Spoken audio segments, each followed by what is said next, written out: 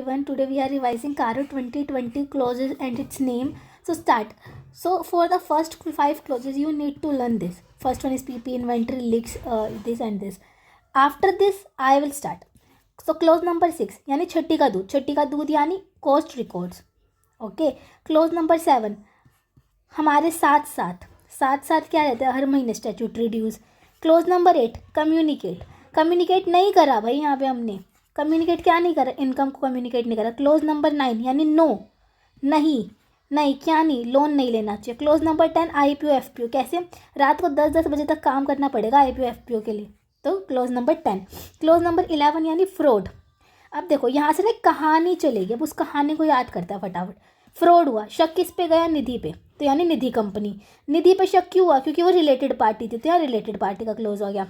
Related party थी कैसे पता चला, इंटरनल ऑडिट से. इंटरनल ऑडिट से एक चीज़ और पता चली कि कंपनी नॉन कैश ट्रांजेक्शन्स कर रही है. अब नॉन कैश ट्रांजेक्शन क्यों करी, नॉन कैश ट्रांजेक्शन का सुनते ही RBI फुदक क्या है कि भाई तुमने हमारी NBFC से पैसे क्यों नहीं लिए, कैश ले लेते, फिर कैश ट्रांजेक्शन करते, नॉन कैश क्यों करी. तो फिर कंपनी ने बताया अरे RBI हमारे कैश लॉसेस चल रहे थे इसलिए हमने नॉन कैश करी.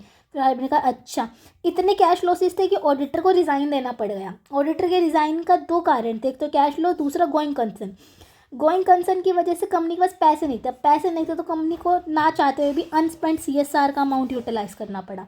और लास्ट हमारे CFS से रिलेटेड है.